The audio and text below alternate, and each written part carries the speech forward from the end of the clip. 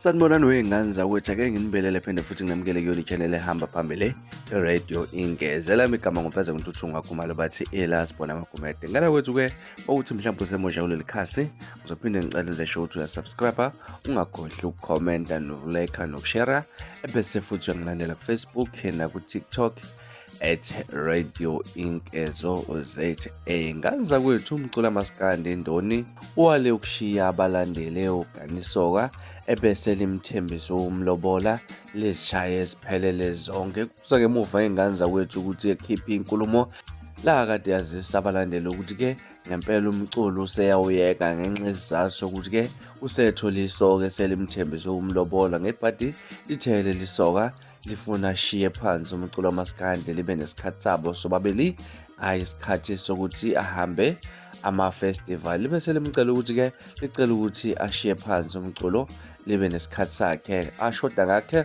uzokhona ukuthi ameseke kukhona-ke lapha. Abalandeli bavuka umbhejazane besho nokusho ukuthi-ke abayizwa leyo ukuthi-ke sebemeseke isikhathi eside kangaka emculweni unjenjena nje kungenxa yomculo ekugcineni usezokhetha umuntu oyedwa kunabantu abaningi abamesekile. Bese ebuya uNdoni impela abona ngeso labalandeli kwipost afike wayibhala ukuthi-ke ngiyakuvumela, hamba mntana womuntu, mina ngeke ngihlukumeze abantu abangaka abangikhulisile emculweni ngenxa yakho ukuzifikela manje. Ubhale kanjalo wengane zakwethu kwipost nje ebekade imfushane ngendlela eyisimanga echaza khona ukuthi-ke angeke azashiya umculo ngenxa yesoka lakhe. Ngane zakwethu ngibonele kukhulunyile kakhulu izolo kuma-comment.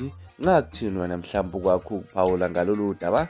Ake sivele hlane comment section ke ngizwe lwakho uvo ngalolu daba. Mina ngilasibolo wengane zakwethu sengiphuma njena, kodwa ngiyathembisa ukuthi ngiyabuya futhi nezinye izidaba ezilandelayo kwividiyo elandelayo. Kwakho sala kahle, uziphathe kahle, libe nosuku lomnandi, ngithanda khona.